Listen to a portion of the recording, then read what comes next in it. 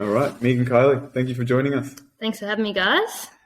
So, for those who don't know, Meagan is an AFLW player, so Australian Rules Football, the top professional league for women in Australia.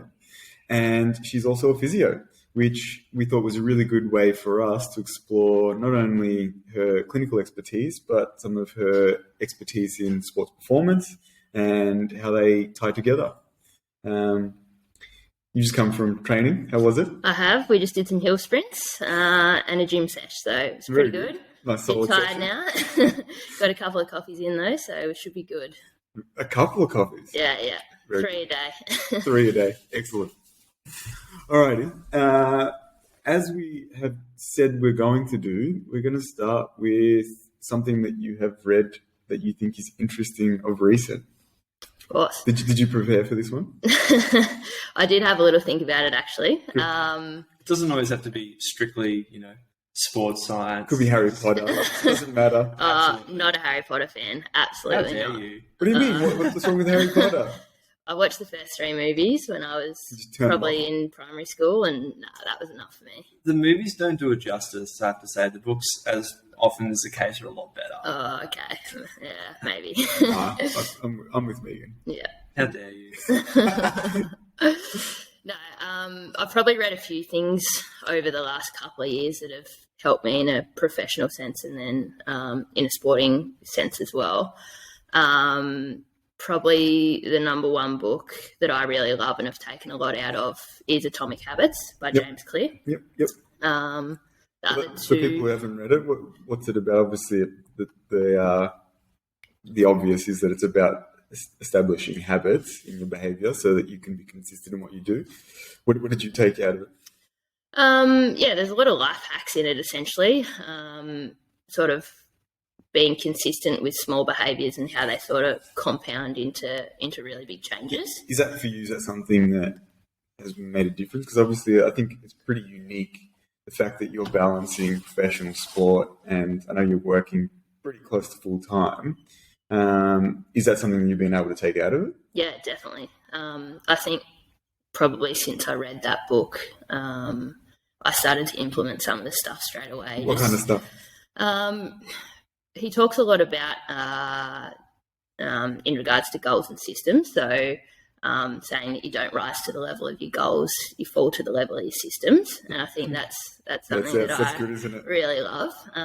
Yeah, absolutely. So I think reading some of his stuff and just thinking about the processes you're putting in place, everyone sets massive goals and wants to achieve great things, but if you haven't got the right processes in place, it's simply that, just a dream and a goal. And what are those for you? Because I think, I'm sure we'll cover off on it, but I think your story is a little bit unique in AFLW. And I know you were drafted as a mature aged athlete. You weren't through the early draft like a 17, 18-year-old coming out of the development leagues. Do you think that that's an advantage that you had coming through as a mature, that you'd actually developed more processes, more systems? Absolutely. Wanting to be drafted was probably something or a goal I'd set for quite a few years, and I'd been involved with the Giants and North Melbourne in their AFLW program as a train-on, so I'd been exposed. With the train-on, is it top up player? So you come along and help us train. Basically. Yeah, something like that. They use the crash test dummy. Yeah, just a training cone and. You can see that as an opportunity, though, just to build up your physical capacity. Oh, absolutely. I think, being able to go into the club and train with the girls and, a higher standard of training as well, it's only going to improve your game, and I guess seeing what they do in the gym and in regards to the strength and conditioning stuff really helped me as well. And then I guess... Because that's one of the things that I think we definitely want to talk to you about is being more mature. The injuries we see with AFLW, and I would love to pick your brain about this so we can talk about it now if you like. We see a lot of these joint injuries, and it seems to be really common in the early recruit years. We've seen 2 number 1 draft picks, Lena Kennedy, Izzy Huntington, do multiple ACLs. Do you think the fact that you came in as a mature athlete that's different for you, and that your body's more, ready for those rigors. And I know you can put on your two hats here, your clinical hat, and your professional hat and your elite athlete hat. Like, how do you view that? Absolutely. I think there's probably a lot that goes into that. But, you've got girls being drafted at 17 or 18 that have never been in a gym in their life, essentially. So they don't have that muscle development. And, from an injury prevention perspective, I think that's definitely a massive disadvantage for those girls. Did you view that yourself? Like, you see them walk in and you're almost like, as a clinician, you're like, oh, that scares me. Like, they look like a pencil. Yeah, definitely. When the dietitian gets out the mass gainer, you kind of think, we've got a little bit of work to do here. But I think it's definitely contributes. And the other thing as well is, for us, we're only at the club 15 hours a week, so you don't have a lot of time to make up for that. And our pre-season this year, for example, is going to be 10 weeks. Yep. So if they you've just announced that, didn't they? They did. Starting sort of mid to late August. Yeah, that's right. So we'll be back in June. Last year, I think it was a 14-week pre-season. But, you've got draftees coming in, never been in a gym, potentially have played some NAB league, but probably not at a high standard. Yeah, the physicality is so different, isn't it? It is. You're playing they're against... obviously skillful, but the actual physical contact, the forces that you're coming into, and I think the difference is when you go up in levels, it's not that sometimes the forces are that much higher, but it's constant. It's like every contest, and the contests are coming rapidly. Absolutely. And the intensity as well, I think. I noticed going from VFL to AFL. In VFL, you've probably got 2 or 3 seconds to figure out what you're going to do with the ball. In AFL, you're getting crunched if you're holding the ball for that long. You've probably got 1 second. You're making a split decision. Yeah. And I think it'd be the same coming from NAB League into AFLW. Like, that intensity is a lot higher. What were the processes? You mentioned processes before. What were the processes that you feel actually did prepare you for that? Because you came, you came from VFL. I know you won Best and Fairest at North Melbourne. So you were obviously at the top end of that group, and then you came in and actually had an impact basically straight away in the AFL. There wasn't that lag. What were those processes that bridged that for you? Obviously, some of these physical things you already mentioned. Like, are there other things that you think made a difference? I think so, for sure. A lot of stuff around my mindset was probably something that helped me quite a lot. And again, after reading Atomic Habits and a couple of other books, The Resilience Project is a really good one as well, where Hugh Van Cuylenberg talks about gratitude, empathy, and mindfulness. I did a lot of journaling probably over the last 2 years. It's helped me quite a lot. So essentially, every night when I go to bed, I sort of sit down and I'll write out what activity I did for the day, give myself a score with food and water out of 10, how good I've been, what sort of recovery I did, how many hours I slept. I generally write down 3 things I'm grateful for from the day. How do you do you see that those kind of behaviours cross over into your professional practice as well? Like, do you see that, or is that something that you haven't quite noticed as yet? No, I think they definitely cross over.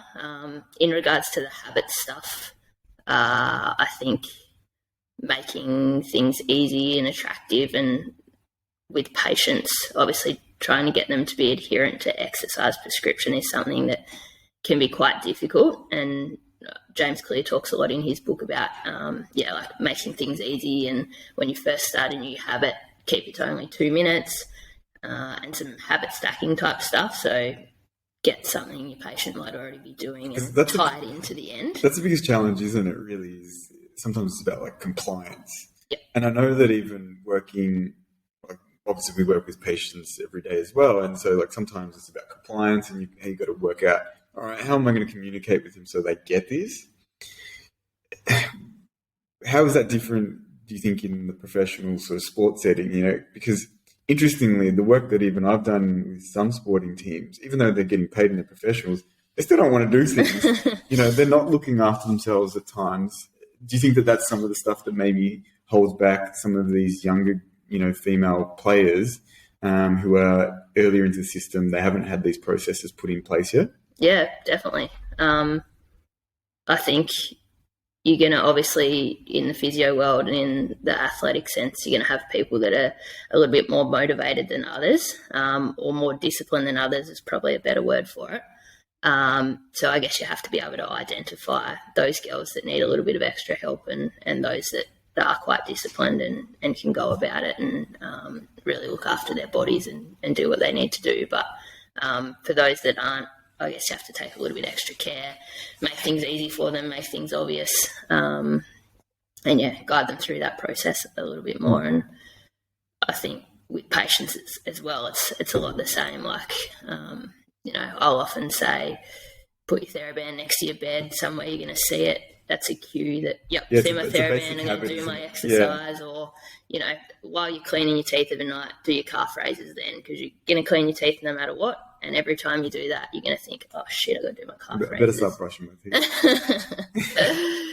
Yeah, so, or, I'm going to make my bed, I'm going to do my back stretches or, tie it in. And that's a lot of what James Clear talks about as well. And I think I've taken that into, my physio work as well, just trying to help people out in that way. I think that what that highlights too is taking responsibility for your own actions or behaviour.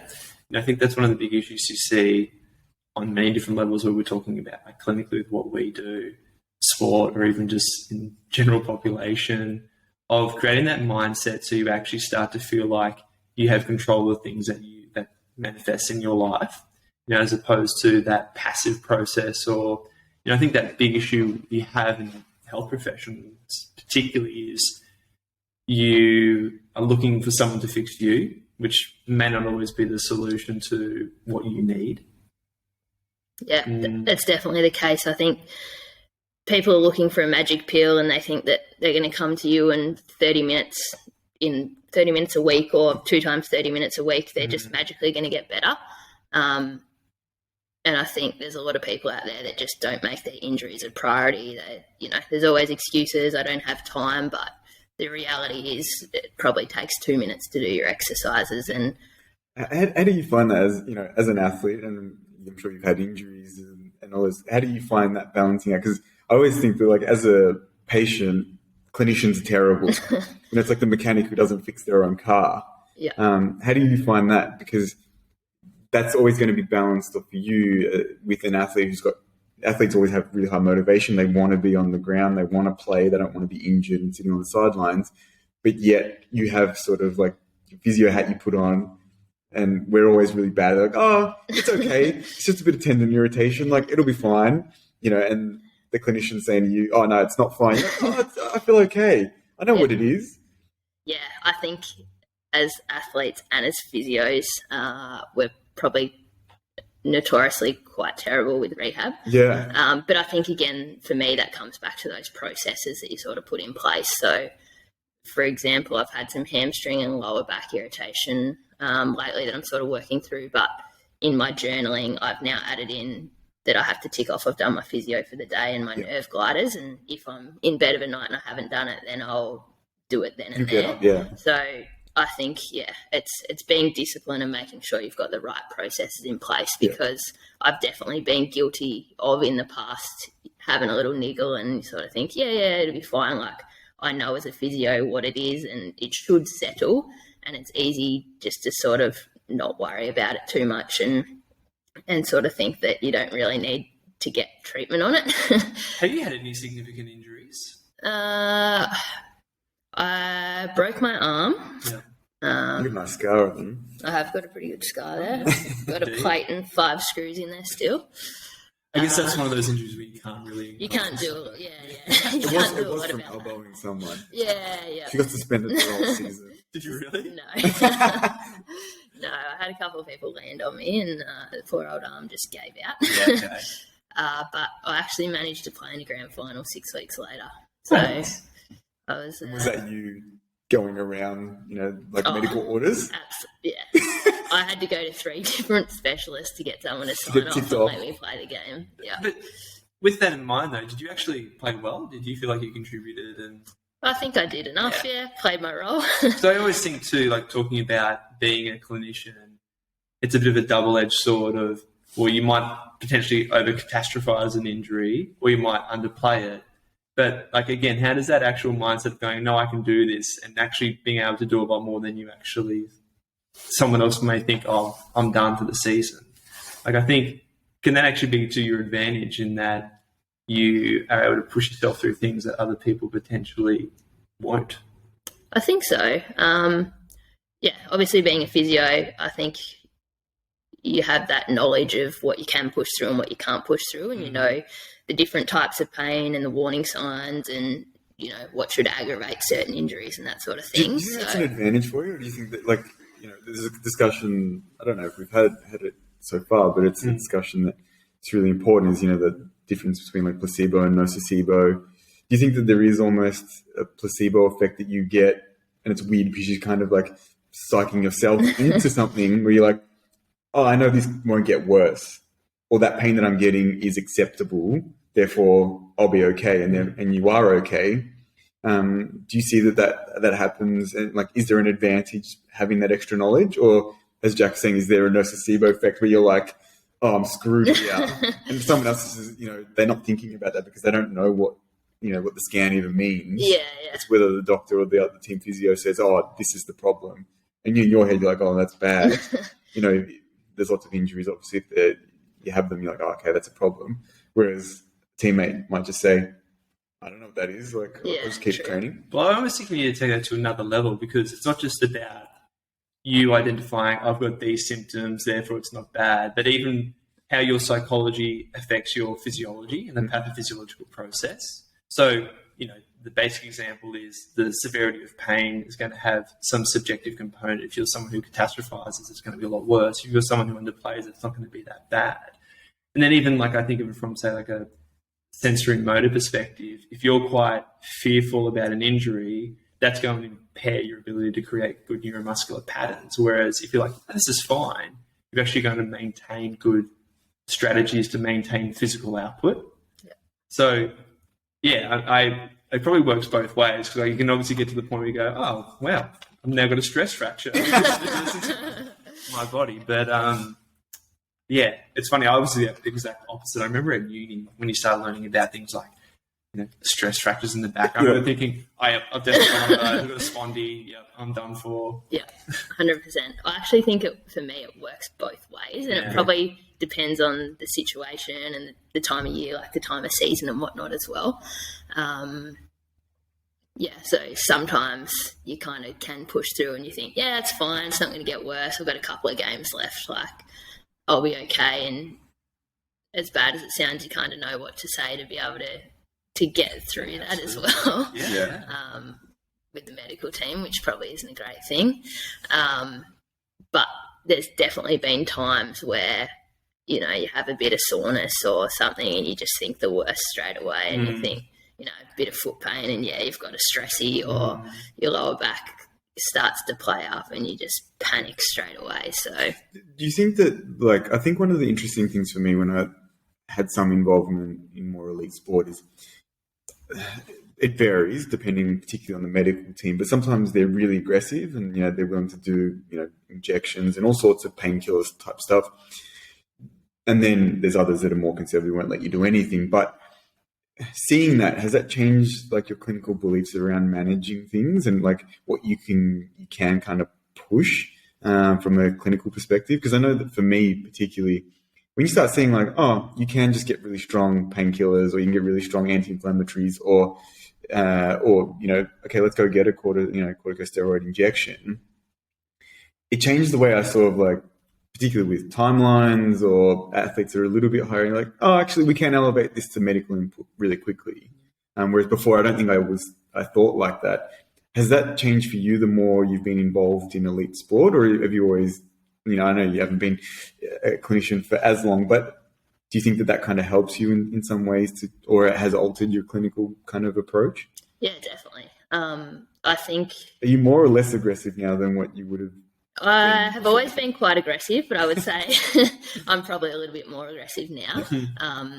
like you sort of mentioned, I think it's highlighted the benefits of having that multidisciplinary approach. Yep. And being able to call on different people for opinions or adjuncts to what you're sort of doing. So, yeah, like medications, injections, those kinds of things. Like I'm probably more likely to get some input from a sports doc or refer to a specialist for an opinion than what I was probably when you started. When I started, and even sending patients back to their GP and getting different types of pain relief on board so that we're able to do more with them in the clinic. And I think being able to explain that to patients a little bit better because I've got a little bit more knowledge about different types of medication and that sort of thing. And is that altered as you've gone through to more professional settings because there are more resources? Do you think, I know for a fact that like at VFL level, you don't have as many staff as when you get to AFL level. As you said, I think you mentioned it, but like, do you feel like that's kind of been developing slowly as you're like, okay, well, I know all of these team members actually have really important roles. I'm willing to kind of handball them off a little bit more to get opinions. Yeah, for sure. I think over the years and the environments I've been exposed to, it definitely has improved. And I think being at AFLW with Richmond, we're really lucky. We've got a really good medical team down there. And have you noticed a big difference in that with resourcing between different clubs?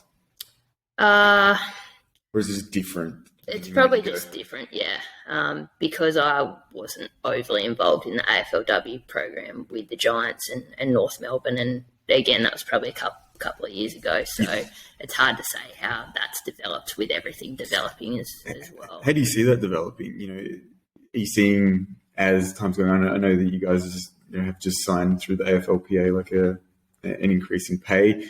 Are they resourcing the women's program more? They're definitely resourcing it more, yeah. We've got more access to sports docs and physios and all of those kinds of things. So it's definitely improving, but I think there's still a long way to go in that our medical team are probably very underpaid for the hours they put in, not just at the club, but us contacting them outside of the club as well. So I think there's still a fair bit of money that probably needs to go into that. Whether this is controversial or not, I don't know, but do you think that contributes to some of these injuries that we see in the women's game more than we see potentially in the men's game? There's obviously a lot of research looking into this. There's a lot of research previously that suggested there are differences within the anatomy, within the structure, within the connective tissue structure, all of those things. But do you think that actually at a organisational level, potentially access to resources may be something that alters that? Yeah, I think so. I mean, 15 contact hours as opposed to the men that are full-time. They're checking in daily with physios and sports docs, and a niggle comes up and I would assume they would be onto it straight away, whereas with us it might be something that is checked 2 days later, or girls might be more likely to want to push through things as well, having a shorter season. Yeah, because you've got less opportunity to play. You've got 10 games.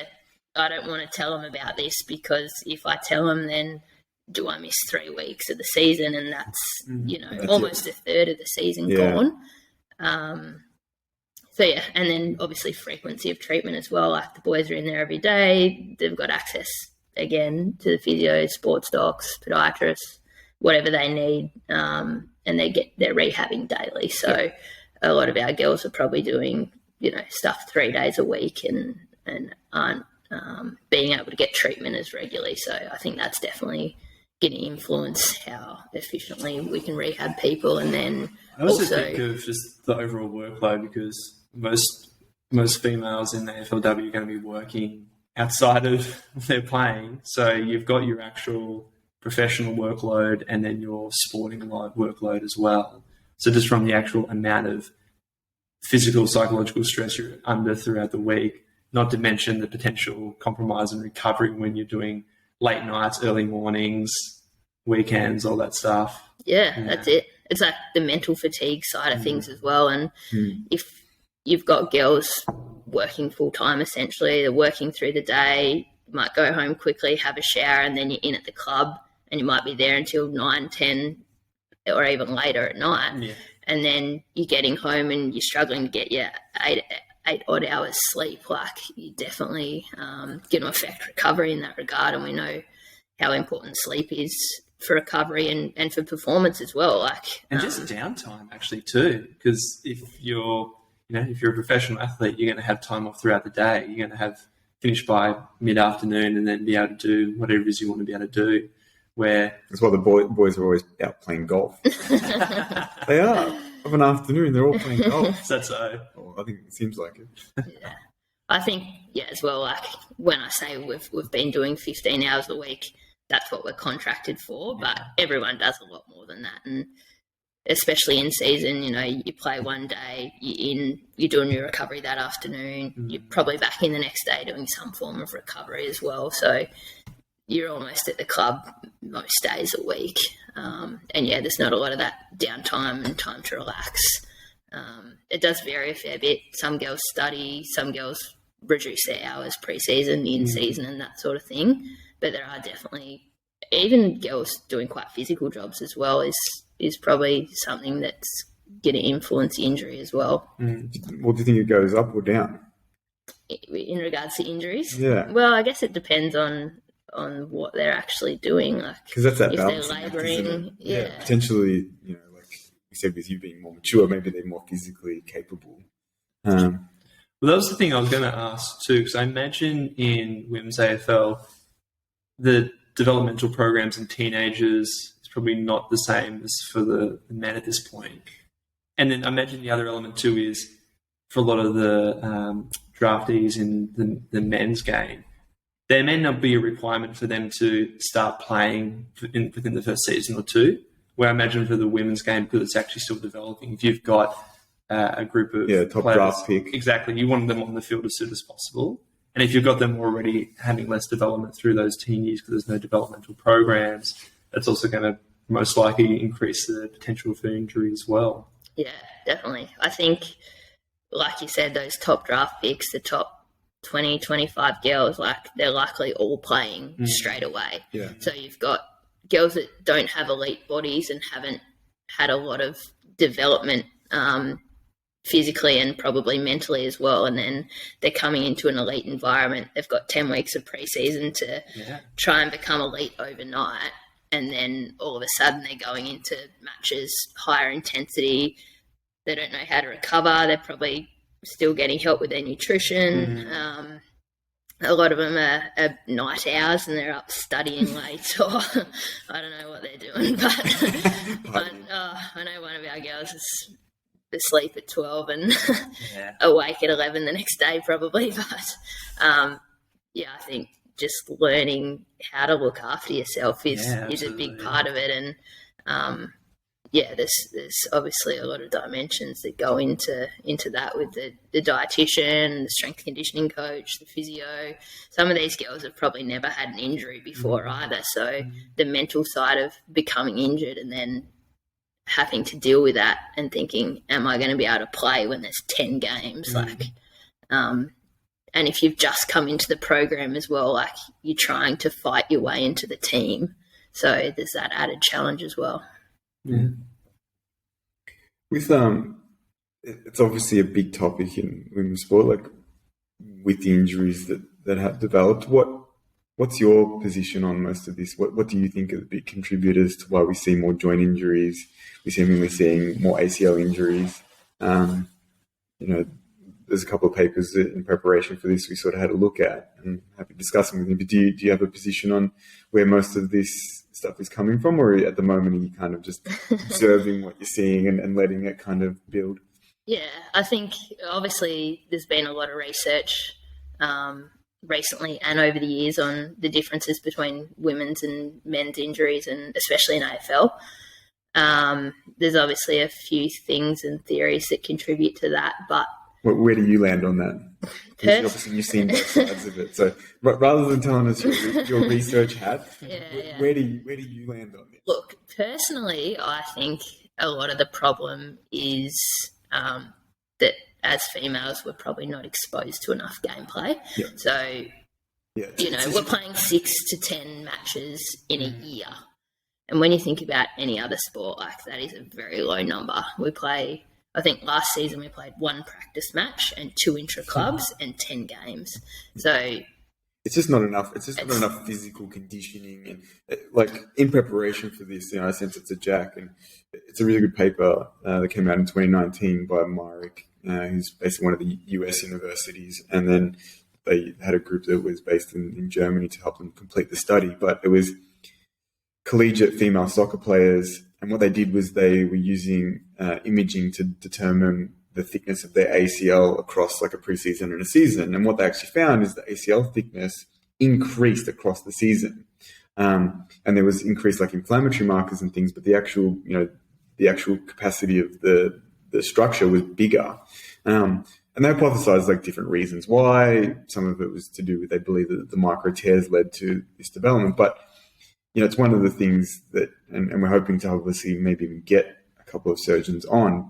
They always talk about, the graft thickness and what they were able to harvest and all of that kind of thing. So it makes sense that you want to have more tissue to be able to deal with those multi-directional loads that you experience through your ACL in a sport like this.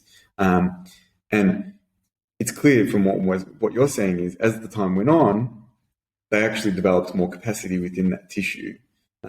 Have you seen much in terms of the more gameplay that's being done, that people are like, from your own observations rather than just like more broad? Yeah, people are more prepared for the game. I don't know. Something I've probably noticed this season with some of the girls that have done their ACLs is they're probably the girls that wouldn't have played any VFL. Yeah. So actually, that's a really good point, because having worked in the system, I've seen the ones that tend to play VFL and AFL almost seem to be much better prepared than the ones that only play AFL. And for a year or two there were a few that were pretty snobbish about it and were like, "No, I'm an AFL player." But maybe they were actually, as the saying goes, cutting off their own nose to spite themselves. I think, is that how you maybe see it? Yeah, definitely. From what I've seen in the last year or two, I think those girls that have only played 10 games or so, 8 to 10 games, and they're not going and playing VFL, it's really probably impacted that, because they're not being exposed to that stimulus regularly. They're having long periods off where they might just be running, or they might not be doing anything at all, and then you're coming into a short pre-season, you're playing a couple of intra-clubs and a pracky, and then you're into a very intense short season. I think it's probably actually been a really big benefit for the girls that have played VFLW. And looking at some of the girls that have done their ACLs recently, you think they fit into that profile? Yeah, I think so. Given that, like, clinically, you profiling people a little bit more like that, because I think it's something that we've spoken about a lot, and a lot of that work came out particularly from Tim Gabbett and his group around like making sure that your training, like volumes and intensities, are building up over time, so your physical capacity actually deals with the stresses of the sport. Having gone through it firsthand, does it actually made you sit there, particularly clinically, and being like, "Oh, I actually think you're not doing enough," when someone comes in and they're reporting some sort of pain or soreness? Typically, it's like something like tendon irritation. I think sometimes the first move is always like, "Oh, you've got pain, like let's pull you back." But actually, when you think about some of this stuff, it's almost like, let's build you up rather than pull you back.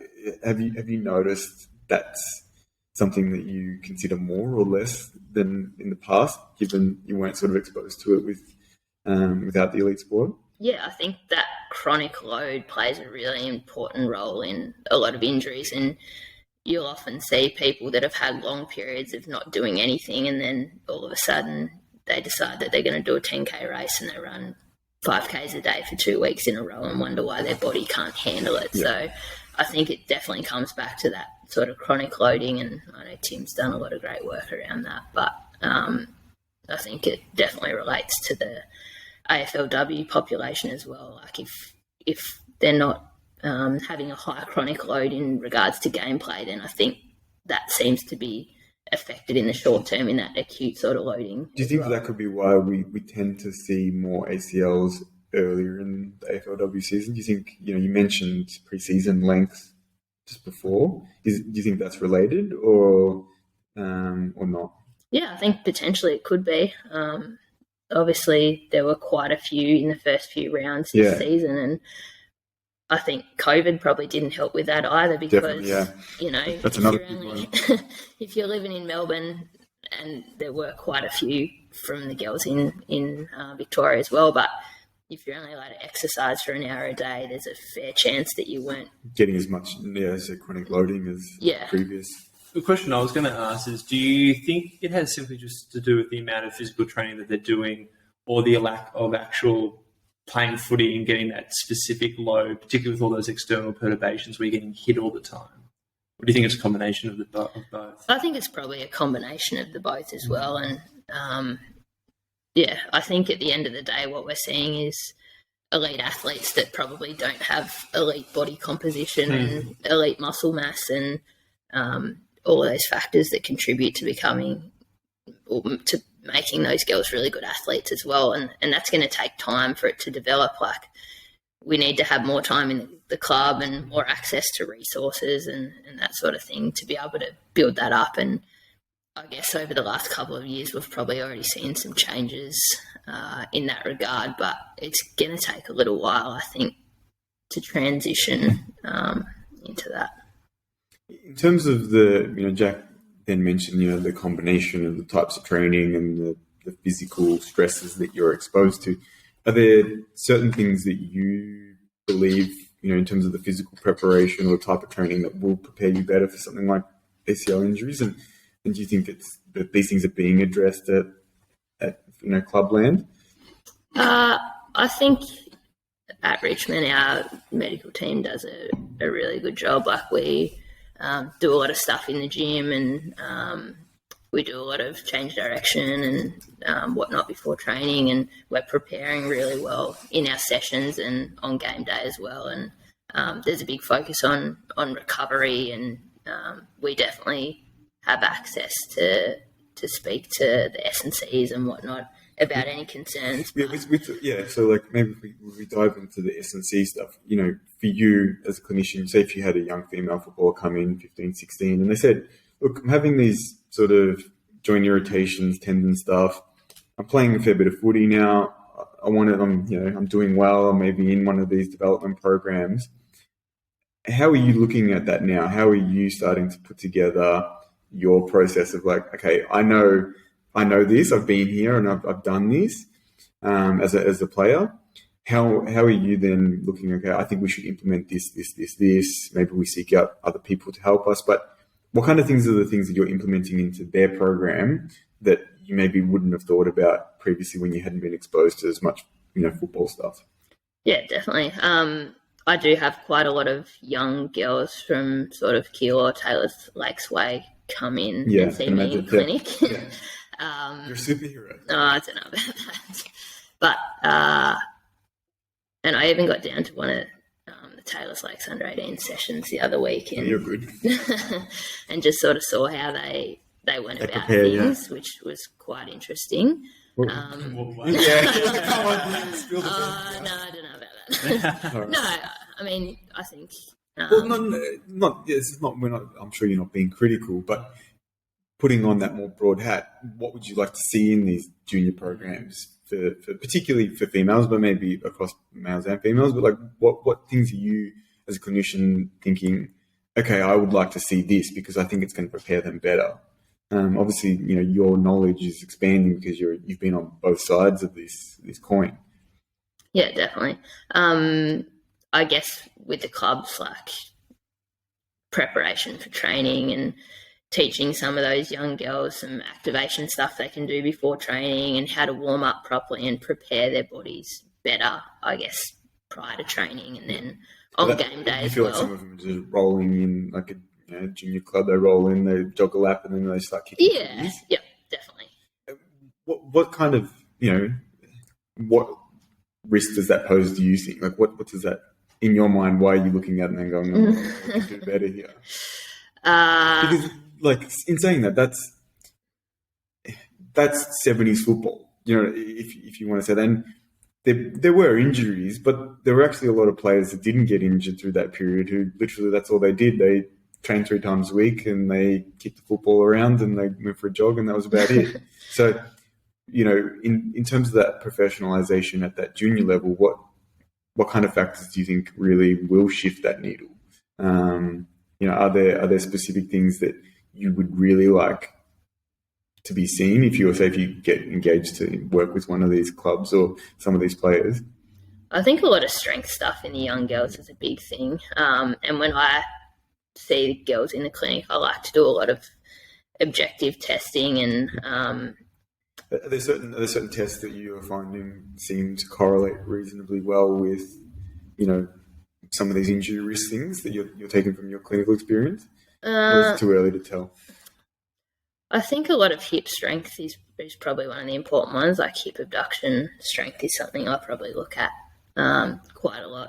If they don't have it, what do you typically see as the output? What are the behavioural things or movement capacities they don't seem to have if they're really, really poor on those measures? I think probably either a history of some knee issues, some grumbly patellofemoral type stuff. That's the population, isn't it? Teenage females, low muscle mass, low tissue capacity. That's your prime population for the first signs of something like PFJ pain. Yeah, exactly. And I think that's probably a warning sign in a way as well that there's probably a few muscle imbalances going on and a couple of things that we can probably work at and implement some strength stuff to bulletproof their bodies in general. So I see a lot of girls come into the clinic and not a whole lot of muscle mass, but are playing, sport 5 days, 6 days a week, and they've probably never done any strength training either. So we'll generally try and get them into something, and a lot of the time they don't have time, or they say they don't have time to do these things, but even just a home program twice a week with a little bit of strength stuff, I think that will probably go a long way. Yeah. Go ahead, Joe. I was going to ask a question. Sort of essentially talked about this already, but it's something that John and I talk a lot about. We're thinking about the difference between injury prevention and high performance, because it's often we look at them dichotomously as being quite separate. Your experiences as a clinician and now actually playing at a high level, do you look at those two things as being completely separate, or do you think that they have a relationship with each other? No, I think they go pretty much hand in hand, really. To prevent injuries, I guess we're wanting to do things that are going to enhance our performance as well. And injury prevention should be targeted. Do you think that athletes understand that? Probably not. Why do you think that is? Because, it's a challenge. We're all clinicians. That's a challenge we have of trying to explain to someone that it's on the same spectrum. So it might start here, but you shift it along. And if you keep, as you said, you start with this really basic strength stuff for this teenage, football player, and they build that to, more heavier resistance training, and then maybe, more speed, power, change of direction, explosive stuff, plyometrics. That's actually, not only is that keeping them healthy, but it's enhancing their performance. There seems to be a disconnect there. And even just, I think another point to highlight is just talking about chronicity and training load of what's one of the big factors that you're potentially seeing in women's AFL with injuries is the lack of gameplay throughout the year. So again, that really starts to blur the idea of, do we look at these things separately, or do we actually look at them as a spectrum? Yeah, I think with a lot of the young girls coming in and they're thinking, why would I want to do that? To prevent injury, so you kind of have to spend that time really educating them and say, look, you can't just play footy. Like if you want to become a better player, then you have to do things that are going to make you stronger and make you more explosive, and sort of tie the two in together and say, hey, if you do these things, you're going to be less likely to be injured and miss less games and whatnot throughout the season. So I think it just comes back to a lot of education and making sure that you've got the right people sort of giving the right messages essentially in regards to that. But I honestly think they are very much hand in hand, and it's just probably education based where maybe we're getting it a little bit wrong at the moment.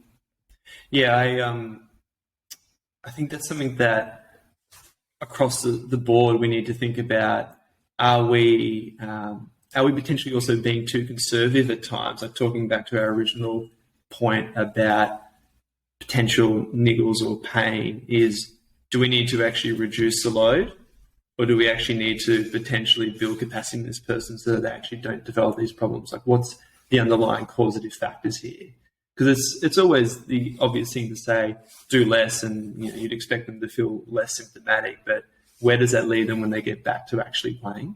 Yeah. And I think that brings up an interesting point. I think this is, again, to what you're speaking about, Meagan, about the education and development of their mindset. But I always find with athletes, initially, sometimes small, or at least, injuries that allow them to address some of these holes in their physical capacity can actually be so beneficial, even though at the time, like, this is rubbish, like, I'm injured, I'm not playing.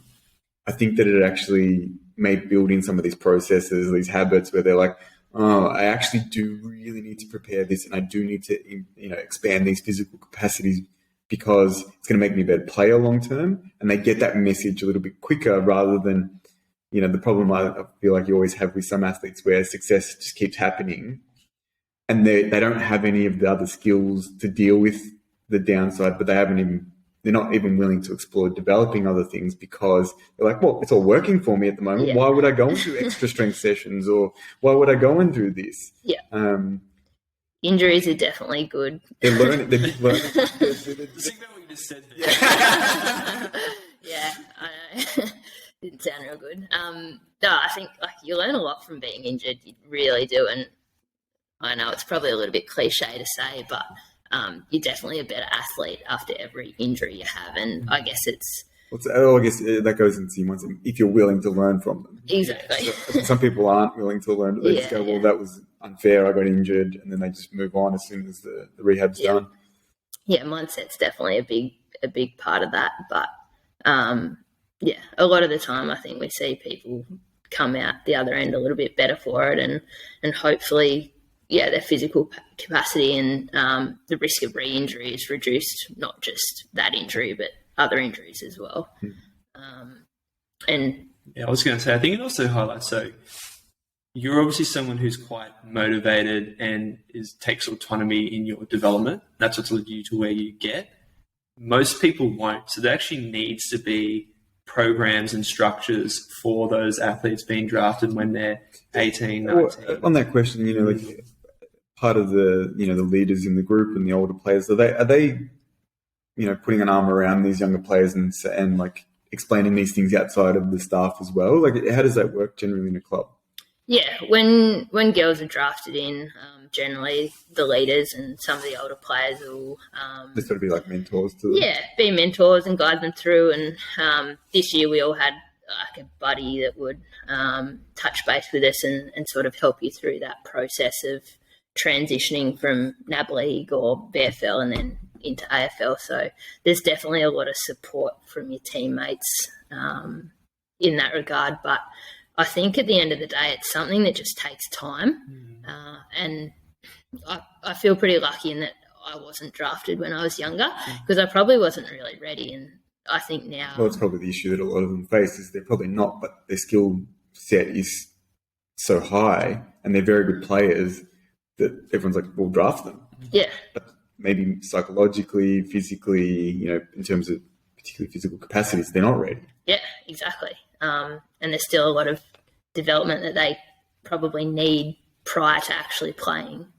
Hopefully that's going to get better in the next few years. But, I know for me personally, like, I feel like having been in the gym quite a lot and learning a lot about myself and then my mindset as well and how that sort of developed over the last couple of years, it's made me resilient from a physical capacity, but then also mentally as well. Like, I wanted to ask you, when you do reach out to some of these younger players, do you ever get pushback? Do they ever like, I'm all right, leave me alone? Generally not. Okay. Nah, I haven't experienced that yet. Yeah. Our younger girls are pretty good, and a lot of them actively seek out help as well, which is good. Like, yeah, it's a good trait. It is. The ones that are a bit more confident kind of ask you a few questions, or, you know, you see them sort of paying attention to what you're doing in regards to recovery and preparing yourself and whatnot. And do you ever feel like, because of your clinical background, that you're put in an awkward position where people are asking you questions and you feel like you've got to be careful with what you say, so it's not sort of stepping on, you know, the toes of the staff or anything like? And I'm sure sometimes you're not trying in any, like, I'm sure you don't have any interest in treating your teammates, but they're going to ask you questions, whether about physical prep or, you know, injuries. How do you navigate that? Because I'm sure that at times you're sort of like, oh, I don't really want to say anything here. Yeah. It's definitely a tricky one. I mean, when you hear something from a physio or a sports doc that you don't want to hear, or it's, you know, you're out for 6 weeks and you think that's a bit crap, then you're probably going to go and ask one of your teammates that's a physio what they sort of reckon about that. Are you in a position, and like, obviously I'm sure it would vary from person to person, but like, are you in a position where they will engage you and talk at a different level because of your clinical background? Like, will they actually say, no, this is what's going on, what do you think? Like, how does, and the way that they communicate is different? Have you noticed that? Or do they just treat you as like, you're another player, we're not going to create any different sort of communication? No, they definitely treat me different. I think there's a little bit. Yeah, I'm special, all right. No, I think the decision making's probably a little bit more shared. That's cool. That's really cool. Yeah, I get a bit more input probably than other people would. Yep. I dislocated my finger in pre-season, and I couldn't get it back in myself, but the sports doc popped it back in, and they were kind of happy for me just to do what I needed to, and if I thought I was right, just jump straight back in sort of the next session. So, and even with my back and hammy things that I've had recently, it's kind of been like, what do you think about that? We can do this or this. What do you sort of think? And I think they trust that I know my body quite well, and obviously when you're having symptoms and that sort of thing, like, you can kind of differentiate and sort of help problem solve as to what you think might be the cause of that and what the best plan for treatment is. So, do you think, actually, because I always think this is, you just mentioned problem solving, and having had some of these injuries now, when you see a patient, does that change your problem solving abilities, you think, and what perspective does it give you? Yeah, it does. Having had injuries yourself, and then especially when someone presents with the same injury, like, oh, I've had this. Yeah. I know what that feels like. Yeah, you can definitely relate to them, and I think it helps build rapport with your patient as well. And you're like, yeah, I've had that. It sucks. Like, it really sucks.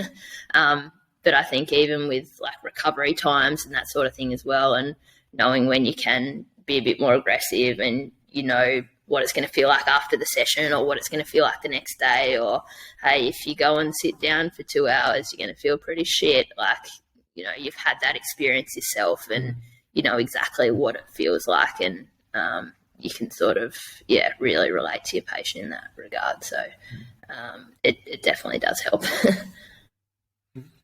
Well, I think we've probably ticked off most of the things we wanted to ask you. I feel like this is going to really help a lot of people understand what it's like, one, being a professional athlete, but putting on a clinical hat as well.